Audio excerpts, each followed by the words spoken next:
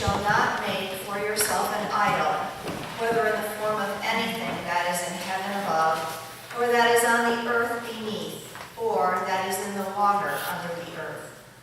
You shall not make wrongful use of the name of the Lord your God, for the Lord will not acquit anyone who misuses his name.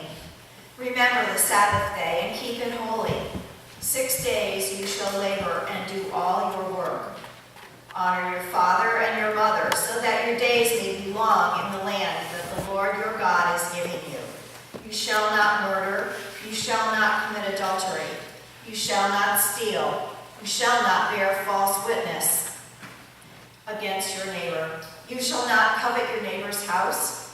You shall not covet your neighbor's wife, or male or female slave, or ox, or donkey, or anything that belongs to your neighbor.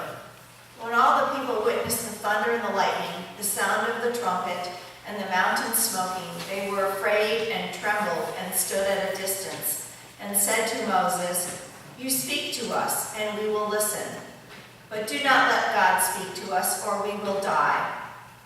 Moses said to the people, "Do not be afraid, for God has come only to test you, and to put the fear of him upon you, so that you do not sin."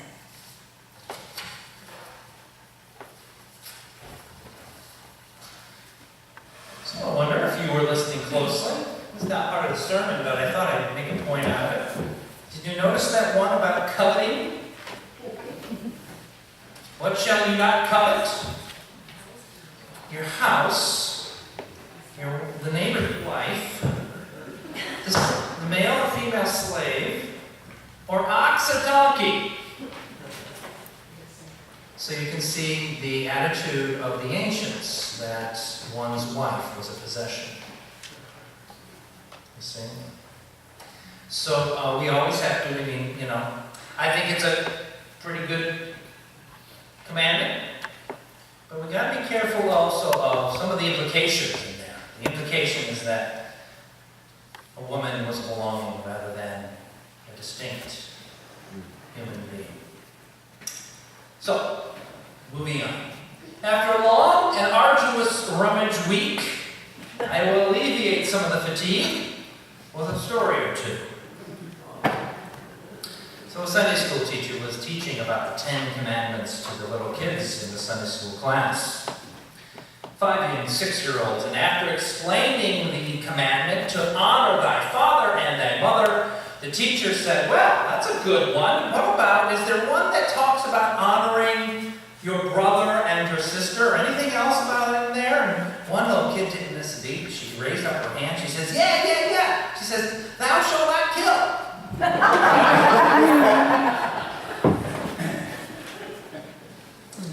This one's just a little bit more on the edge here. There's a guy who, he loses his coat, right? And he forgets where. He goes to the store to check out what it's going to cost for him to replace his coat. It's like $250. He doesn't want to spend that money. So astonished at price, he goes to church to pray it out, to think about where he put it. And he gets to church on Sunday morning. He hears the sermon going on from as he approaches the sanctuary. He's a latecomer, like some of us. He passes the coat rack, and he sees a coat exactly like his hanging there, the one that he lost. Well, he's thinking, how am I going to get my hands on this coat before anyone sees me get away with it? Well, he had to go into the sanctuary, he sits and he's listening to the sermon. And of course, the minister is reciting the 10 Commandments. And after the sermon, the man goes to the preacher and he says, thank you for preaching on the 10 Commandments. I was about to commit a terrible sin. I was plotting to steal a coat that's out on the coat rack because I lost my own. But then I heard you recite the 10 Commandments, and I changed my mind. Oh, said the preacher, you must have heard me, say, thou shalt not steal. And the guy said, no, it wasn't that one. He says, I had you say, thou shalt not commit adultery, and I remembered where my coat was.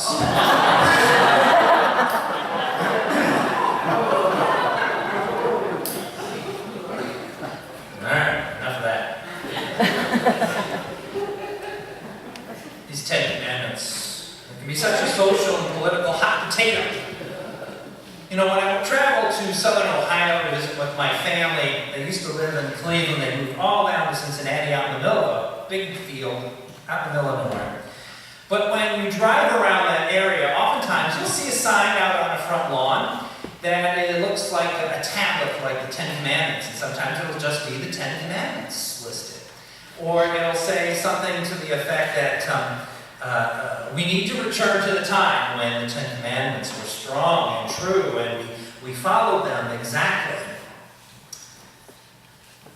Well, whether it be making the Ten Commandments a law or it's a complaint about something like this or that the family is particularly unsettled about, the idea of a message for that kind of a sign is that they want us to return to God's simple rule handed down through Moses. Seemingly simple.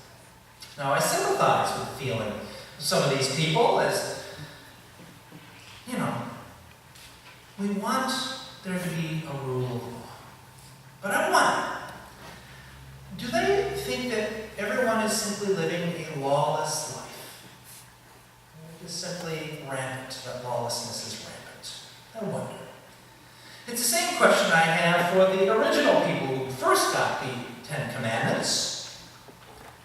Do you ever wonder, if God had to give those commandments to those people, the Jewish people at the time, what on earth were they doing in their lives before they got the Ten Commandments? Was it mass confusion and lawlessness? I wonder. I mean, seriously now, did they not have any sense of decency before the Ten Commandments were given? Let's look back on the Ten Commandments as they are listed in this particular part of the Bible. You shall have no other gods before me. You shall not make for yourself an idol. You shall not make wrongful use of the name of the Lord your God. Remember the Sabbath day and keep it holy. Honor your father and your mother. You shall not murder. You shall not commit adultery. You shall not steal. You shall not bear false witness against your neighbor. You shall not covet. So, you have to wonder, if these commands were being given, were they being broken wholesale before they were delivered? And the next question I ask, since they were handed down as commandments, as commands, why are they still going on? Maybe there's a point. I don't know. These things were happening before they were handed down, and they were happening after they were given to the Jews. Today, in our times, in our places, whether it be Connecticut or southern Ohio, these things that the commandments demand of the faithful are still being broken, just as they were before each individual ever heard them. Now, like all virtuous behavior, and like all lawless behavior, no command, no law, no amount of control is going to be able to regulate all persons at all times. And let's be honest, looking at these commandments, you and I have certainly not kept them all the time, and in all circumstances. It just is the way of life. Whether by our personal or by our corporate actions or inactions, we fail to live up to these commandments. Almost on a daily basis. Interesting. What's important in this lesson, though, I think, is that we keep talking about it. Keep up a dialogue about what is right, what is wrong. How is it that we are able sometimes to let certain things go? When do we turn our eye away from something that's going on that's wrong? And who's more guilty? Is it the person doing it, or we who know it's better, know better, whether we say something or not?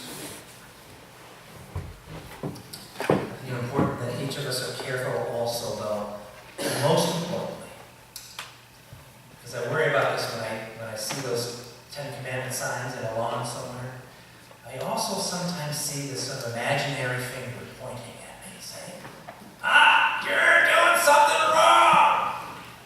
I think we've got to be careful about pointing the finger, about everyone else, to say somebody else is breaking these.